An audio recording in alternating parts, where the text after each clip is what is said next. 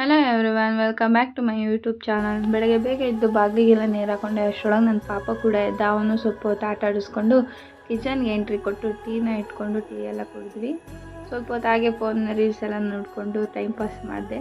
ಹಾಗೆ ಟೈಮ್ ಹೋಗಿದ್ದೇ ಗೊತ್ತಾಗಲಿಲ್ಲ. ಹಾಗೆ ಬ್ರೇಕ್ಫಾಸ್ಟ್ ರೆಡಿ ಮಾಡ್ಕೊಬಿಡೋಣ ಅಂತ ಬೇಗ ಬಂದೆ. ನಾನಿವತ್ತು ಬ್ರೇಕ್ಫಾಸ್ಟ್ಗೆ ಪಲಾವ್ನ ಮಾಡ್ಕೊತಾ ಇದ್ದೀನಿ. ಪಲಾವ್ ರೆಸಿಪಿನ ಶೇರ್ ಮಾಡ್ತೀನಿ. ಮೊದಲಿಗೆ ತರಕಾರಿಗಳನ್ನ ಕಟ್ ಮಾಡ್ಕೊಳ್ಳಿ. ಕ್ಯಾರೆಟು, ಬೀನ್ಸು, ನೂಕಲ್ಲು, ಕ್ಯಾಪ್ಸಿಕಮ್ ಮತ್ತು ಆಲೂಗಡ್ಡೆ. ನಾನು ಇಷ್ಟು ತರಕಾರಿ ತೊಗೊಂಡಿದ್ದೀನಿ. ಅದ್ರ ಜೊತೆಗೆ ಒಂದು ಬಟ್ಲು ಹಸಿ ಬಟಾಣಿ ಕಾಳನ್ನ ತೊಗೊಳ್ಳಿ. ಅದ್ರ ಜೊತೆಗೆ ರುಬ್ಬಿಟ್ಟಿರೋ ಅಂಥ ಮಸಾಲೆ, ಈರುಳ್ಳಿ ಮತ್ತು ಟೊಮೊಟೊ ಹಣ್ಣನ್ನ ಎರಡನ್ನ ಕಟ್ ಮಾಡಿ ಇಟ್ಕೊಳ್ಳಿ ಚೆನ್ನಾಗಿ. ಮೊದಲಿಗೆ ಒಂದು ಪ್ಯಾನ್ನ ಇಟ್ಟು ಅದಕ್ಕೆ ನಿಮ್ಗೆ ಅಳತೆಗೆ ತಕ್ಕಷ್ಟು ಎಣ್ಣೆನ ಹಾಕ್ಕೊಳ್ಳಿ. ಅದ್ರ ಜೊತೆಗೆ ಪಲಾವ್ ಸ್ಪೈಸಸ್ನ ಹಾಕ್ಕೊಳ್ಳಿ. ಚಕ್ಕೆ, ಲವಂಗ, ಮರಾಠಿ ಮೊಗ್ಗು, ಸ್ಟಾರ್ ಹೂವು, ಸಣ್ಣ ಮೊಗ್ಗು ಮತ್ತು ಪಲಾವ್ ಎಲೆ, ಇಷ್ಟು ಸ್ಪೈಸಸ್ಗಳನ್ನ ಆ್ಯಡ್ ಮಾಡ್ಕೊಳ್ಳಿ. ಸ್ವಲ್ಪ ಫ್ರೈ ಆಗ್ತಿದ್ದಾಗೆ ಸ್ವಲ್ಪ ಸಾಸಿವೆನೂ ಹಾಕ್ಕೊಳ್ಳಿ. ಬೇಕಂತ ಹಾಕ್ಕೊಳ್ಳಿ, ಇಲ್ಲಾಂದರೆ ಸ್ಕಿಪ್ ಮಾಡ್ಕೊಬಿಡಿ. ಅದ್ರ ಜೊತೆಗೆ ಈರುಳ್ಳಿ ಮತ್ತು ಟೊಮೊಟೊ ಹಣ್ಣು ಎರಡು ಕಟ್ ಮಾಡಿ ಕೊಡಿರ್ತೀರಲ್ಲ ಅದನ್ನು ಹಾಕ್ಬಿಡಿ. ಅದು ಸ್ವಲ್ಪ ಎಣ್ಣೆ ಬಿಡೋವರೆಗೂ ಸ್ವಲ್ಪ ಚೆನ್ನಾಗಿ ಬಾಡಿಸ್ಕೊಂಡು ಹಿಂದೆ ತರಕಾರಿಗಳು ಕಟ್ ಮಾಡಿ ಇಟ್ಕೊಂಡಿರ್ತೀರ. ನೀವು ಏನೇನು ತರಕಾರಿ ಕಟ್ ಮಾಡಿ ಇಟ್ಕೊಂಡಿರ್ತೀರೋ ಅಷ್ಟು ತರಕಾರಿಗಳನ್ನ ಹಾಕ್ಕೊಳ್ಳಿ.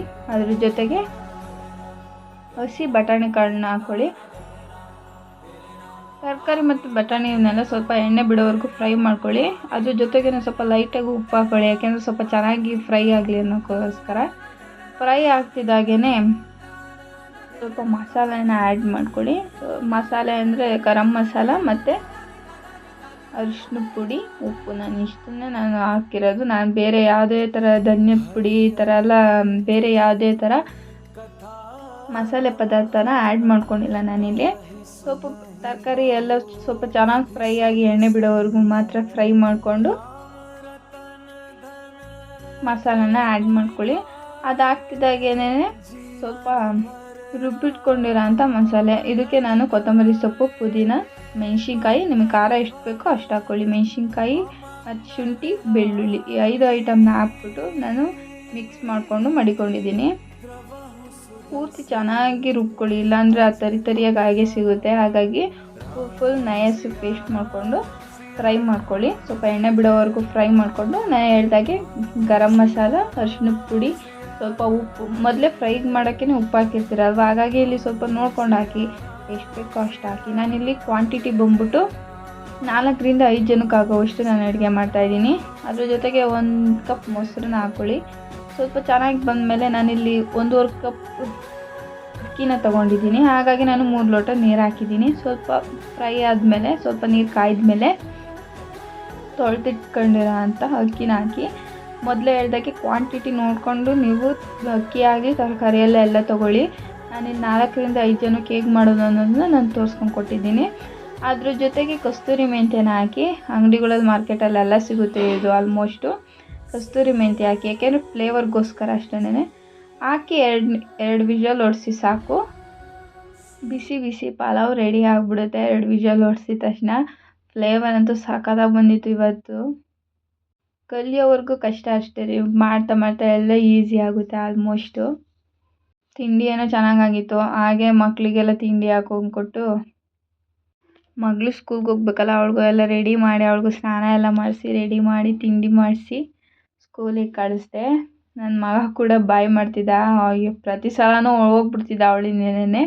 ಈ ಸಲ ಹೋಗ್ದಲ್ಲೇ ಇಲ್ಲೇ ನಿಂತ್ಕೊಂಡು ಬಾಯ್ ಮಾಡಿ ಬಂದ ವಾಪಸ್ಸು. ಅವಳು ಹೋದ್ರೆ ಇವನನ್ನು ಸಮಾಧಾನ ಮಾಡೋದೇ ದೊಡ್ಡ ಟಾಸ್ಕ್ ಆಗಿಬಿಟ್ಟಿರುತ್ತೆ ನನಗೆ. ಹಾಗೆ ಇವತ್ತು ಪಾತ್ರೆಯವ್ರು ಬಂದಿದ್ದರು. ನಾನೊಂದು ಟೀ ಪಾತ್ರೆನ ಪರ್ಚೇಸ್ ಮಾಡಿದೆ. 100 ರೂಪೀಸ್ಗೆ ವರ್ತೇನಲ್ಲ ಇದು, ಯಾಕೆಂದರೆ ಅಷ್ಟು ಕ್ವಾಲಿಟಿನೂ ಇಲ್ಲ, ಸ್ವಲ್ಪ ಕ್ವಾಲಿಟಿ ಕಮ್ಮಿನೇ. ಕಾಪರ್ ಕೋಟಿಂಗ್ ಇರೋದ್ರಿಂದ ತೊಗೊಂಡೆ. ಆಲ್ಮೋಸ್ಟ್ ನನ್ನ ಹತ್ರ ಒಂದು ಸ್ಪೇರಾಗಿತ್ತು, ಬಟ್ ಇದು ಚೆನ್ನಾಗಿತ್ತಲ್ಲ ಅಂತ ತೊಗೊಂಡೆ. ಹಿಂದೆನೇ ಕಿಚನೆಲ್ಲ ಕ್ಲೀನ್ ಮಾಡ್ಕೊಂಡೆ, ಯಾಕೆಂದರೆ ಆಫ್ಟರ್ನೂನ್ ಮತ್ತೆ ಲಂಚ್ ಪ್ರಿಪೇರ್ ಮಾಡಬೇಕಲ್ಲ. ಹಾಗಾಗಿ ಹಿಂದೆನೇ ಕಿಚನ್ ಎಲ್ಲ ಕ್ಲೀನ್ ಮಾಡಿಕೊಂಡು ಅಷ್ಟರೊಳಗೆ ನಾನು ಸ್ನಾನ ಎಲ್ಲ ಮುಗಿಸಿ ನನ್ನ ಕೆಲಸಗಳ್ನ ಎಲ್ಲ ಮುಗಿಸ್ಕೊಂಡೆ. ಲಂಚ್ಗೆ ನಾನು ಬಟಾಣಿ ಮತ್ತು ಕಡಲೆಕಾಳು ಮತ್ತು ಆಲೂಗಡ್ಡೆ ಹಾಕಿರೋ ಸಾಂಬಾರು ಮಾಡಿದೆ. ರೆಸಿಪಿ ಬೇಕಂದರೆ ಕಾಮೆಂಟ್ ಮಾಡಿ, ನೆಕ್ಸ್ಟ್ ಟೈಮ್ ಮಾಡುವಾಗ ಶೂಟ್ ಮಾಡಿ ಕಳಿಸ್ತೀನಿ, ಹಾಕ್ತೀನಿ. ಮತ್ತು ಟೈಮ್ ಆಗಿದ್ದರಿಂದ ಶೂಟ್ ಮಾಡೋ ಟೈಮ್ ಸಿಗಲಿಲ್ಲ, ಹಾಗಾಗಿ ಫಾಸ್ಟಾಗಿ ಮಾಡಿಬಿಟ್ನಲ್ಲ, ಹಾಗಾಗಿ ಶೂಟ್ ಮಾಡ್ಕೊಂಡಿಲ್ಲ ಅಷ್ಟೇನೆ. ರೆಸಿಪಿ ಬೇಕಂದರೆ ಕಾಮೆಂಟ್ ಮಾಡಿ. ಲಂಚ್ಗೆ ಇವತ್ತು ಅನ್ನ ಸಾಂಬಾರು ಅಷ್ಟೇ ನಾನು ಮಾಡ್ಕೊಂಡಿದ್ದಿದ್ದು. ಪಾಪಂಗೆಲ್ಲ ಊಟ ಹಾಕೊಂಡು ಕೊಟ್ಟು ಇವತ್ತಿನ ಆಫ್ಟರ್ನೂನ ಮುಗಿಸಿದ್ದೀನಿ. ಇದಾಗಿತ್ತು ಇವತ್ತು day to afternoon vlog. Please subscribe ಮಾಡ್ಕೊಳ್ಳಿ ಎಲ್ಲರೂ. Thank you.